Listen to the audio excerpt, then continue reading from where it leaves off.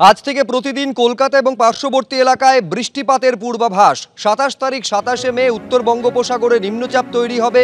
28 তারিখ যেটা পরিণত হবে গভীর নিম্নচাপে এবং ওই দিন একেবারে উপকূলবর্তী 4 জেলায় বৃষ্টিপাতের পূর্বাভাসের কথা জানাচ্ছে আবহাওয়া দপ্তর। ঝিলম করঞ্জায় আমাদের প্রতিনিধি আরো আপডেট দিতে পারবে এই নিয়ে। ঝিলম, একদমই আবহাওয়া দপ্তরের তরফ থেকে আজকে যেটা জানানো হয়েছে যে এই 27 তারিখ বঙ্গোপসাগরে একটি নির্দিষ্ট জায়গায় গভীর নিম্নচাপ একটা তৈরি হওয়ার সম্ভাবনা রয়েছে এবং সেটা 28 তারিখে আরো গভীর নিম্নচাপে পরিণত হওয়ার সম্ভাবনা রয়েছে এবং সেক্ষেত্রে এই উপকূলবর্তী 4টি জেলাতে উত্তর 24 পরগনা, দক্ষিণ 24 পরগনা, মেদিনীপুর, এই 4টে জেলাতে ভারী বৃষ্টিপাতের সম্ভাবনা রয়েছে এবং একই সঙ্গে তারা যেটা জানাচ্ছেন যে আজ থেকে আগামী এক সপ্তাহ কলকাতা সহ রাজ্যের সমস্ত জেলাতেই বৃষ্টিপাতের সম্ভাবনা রয়েছে এবং তার মধ্যে উত্তরবঙ্গে বেশ কিছু জেলাতে তারা সতর্কবার্তা দিচ্ছেন, দক্ষিণবঙ্গে বেশ কিছু জেলাতে তারা সতর্কবার্তা দিচ্ছেন এবং এর মধ্যে যেটা জানানোর আছে তোমাকে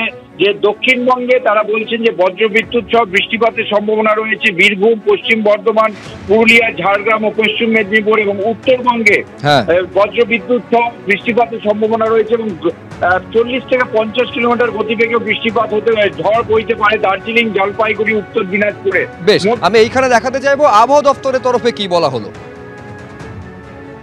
উত্তর বঙ্গোপসাগরে 27 তারিখ নাগাদ একটা লো প্রেসার হওয়ার সম্ভাবনা রয়েছে এবং ওই লো প্রেসারটি পরবর্তী 2 দিনে ওয়েল মার্ক লো প্রেসারে মোর মার্ক হওয়ার সম্ভাবনা আছে আর কি, ডিপ্রেশন হতে পারে আর কি। হ্যাঁ, এটা 28 তারিখে দক্ষিণবঙ্গের যে কোস্টাল 4টে ডিস্ট্রিক্ট আছে, দুটো মেদিনীপুর, দুটো 24 পরগনায় 2-1 জায়গাতে বিক্ষিপ্তভাবে ভারী বর্ষণের একটা সম্ভাবনা রয়েছে।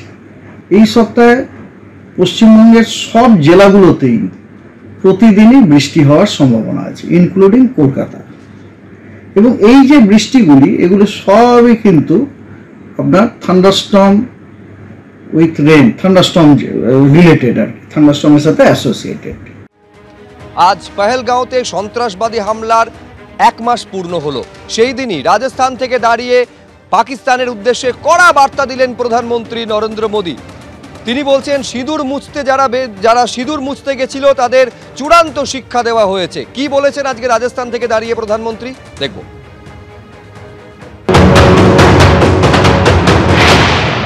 सिंदूर मिटाने निकले थे,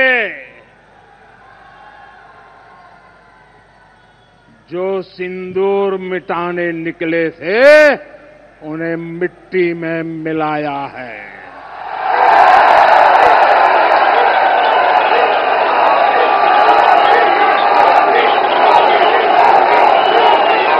जो हिंदुस्तान का लहू बहाते थे, जो हिंदुस्तान का लहू बहाते थे, आज कतरे कतरे का हिसाब चुकाया है।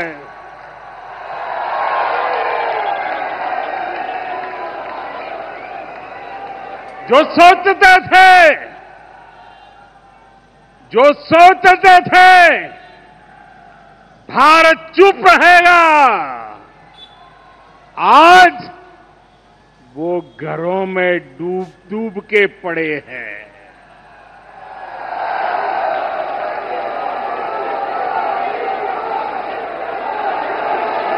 जो अपने हथियारों पर घमंड करते थे,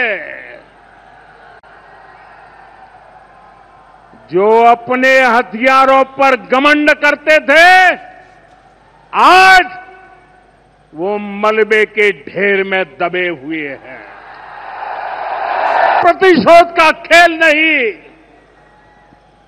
ये शोध प्रतिशोध का खेल नहीं, ये न्याय का नया स्वरूप है।